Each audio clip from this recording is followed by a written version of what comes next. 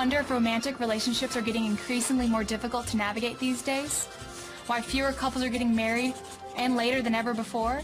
Time for a crash course on the economics of sex.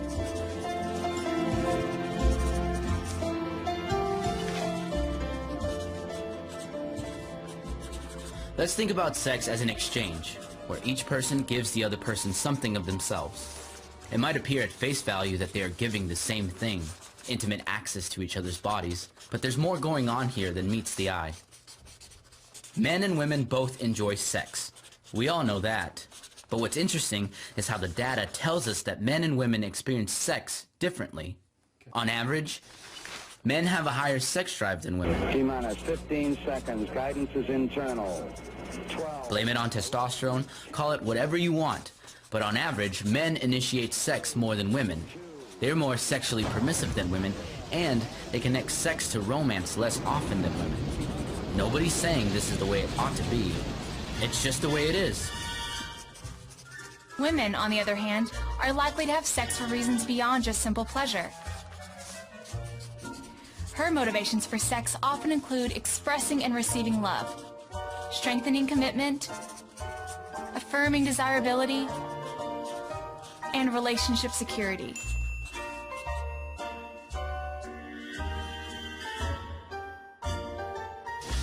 So in an exchange relationship where men want sex more often than women do, who decides when it will happen? She does, of course.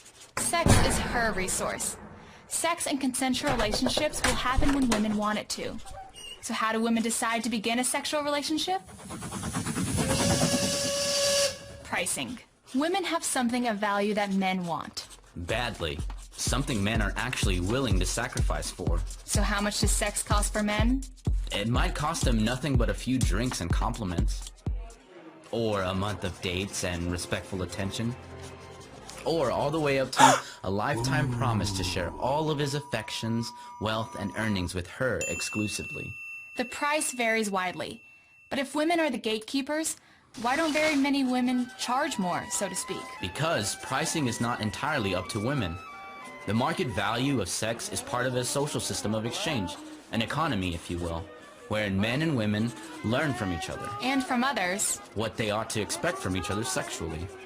So sex is not entirely a private matter between two consenting adults. Think of it as basic supply and demand. When supplies are high, prices drop. Since people won't pay more for something that's easy to find. But if it's hard to find, people will pay a premium. And the same rings true with sex. Men know that sex is cheap these days, if they know where to look. So how did we get here? How did the market value of sex decline so drastically? Economists often speak of technological shocks that dramatically alter markets. Take pesticides, for example. Pesticides revolutionized agriculture, enabling its mass production on a level unparalleled in the history of human civilization. Lawns became greener, produce became better, and widely available with a marvelous variety. We eat like kings now, and the market has changed forever. Here's another example. Artificial hormonal contraception, or the pill, allowed men and women to have sex while avoiding pregnancy. This was a technological shock that forever altered the mating market by profoundly lowering the cost of sex. It didn't change overnight, but the effects have been, one might say, revolutionary. Before contraception, sex before marriage took place during the search for a mate, someone to marry. Sex didn't necessarily mean marriage, but serious commitment was commonly a requirement for sex. Sex was oriented towards marriage. Don't believe people who say your great-grandparents were secretly as casual about sex as your friends are. They weren't, because to mess around with sex eventually meant, well, becoming parents. Remember the example of pesticides? It turns out that they had unforeseen effects that are wreaking havoc on the environment and weakening the natural ecological systems that we depend on. Scientists believe that because of pesticides, the bee population is dropping at an alarming rate. 1/3 of all the food we eat depends on those bees for pollination. And that's just one example. It is now feared that the overuse of pesticides is throwing ecology as we know it into disarray. While the original purpose of the pill was to prevent pregnancy, the data reveals an unanticipated side effect. The pill threw the mating market into disarray. Having sex and thinking about marriage have now become two quite different things. We now have a split mating market. One corner where people are largely interested in sex, And one corner where people are largely pursuing marriage. and there are more men looking for sex than women. And more women looking to marry than men. The language of online dating reinforces the reality of this split mating market.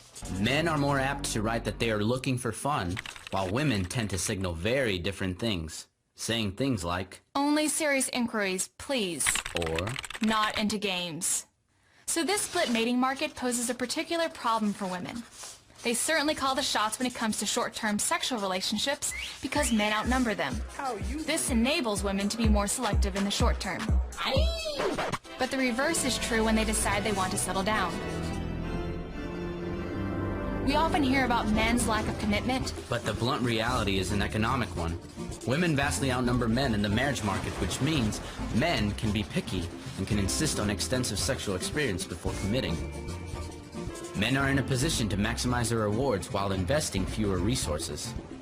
Why do men do this? because they can. Here's the thing. In the past, it really wasn't the patriarchy that policed women's relational interests. It was women. But this agreement, this unspoken pact to set a high market value of sex, has all but vanished. But in a brave new world where having sex no longer means babies and marriage has become optional, the solidarity women once felt towards each other in the mating market has dissolved. Women no longer have each other's backs. On the contrary, they're now each other's competition. And when women compete for men, they tend to do so by appealing to what men want. Here's where women are wrong about men. Men are not actually afraid of commitment at all. While women are the gatekeepers when it comes to sex. The deal is that men are in the driver's seat in the marriage market. They can navigate it exactly how they want to. And unlike women's fertility, men's virility doesn't expire by 40 or 45 or 50 or even 60. Well, hello, young lady. So what's the rush? Talk about having the upper hand. So it should come as no surprise that the average age of first marriage in the United States continues to rise, and that the share of Americans between the ages of 25 and 34 years old who are married is continuing to drop. While there are certainly factors that contribute to each of those trends, the gender imbalance in a split mating market is a big one. Talk about a profound irony.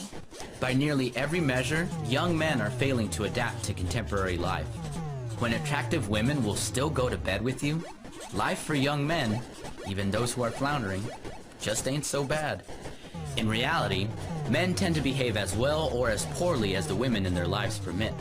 Economists say that collusion, women working together, would be the most rational way to elevate the market value of sex. But there is little evidence of this happening among women today. At least, not yet. If women were squarely in charge of how their relationships transpired and demanded a higher market price for the exchange of sex, so to speak, we'd be seeing, on average, more impressive wooing efforts, Greater male investment, longer relationships, fewer premarital partners, shorter cohabitations. and more marrying going on. For a woman to know what she wants in a relationship and to signal it clearly, especially if it's different than what most men want, this is her power in the economy. But none of these things seem to be occurring. Not now, at least. Today, the economics of contemporary sexual relationships clearly favor men and what they want, even while what they are offering in the exchange has diminished. And it's all thanks to Supply demand and the long reach of a remarkable little pill. Brought to you by the Austin Institute for the Study of Family and Culture.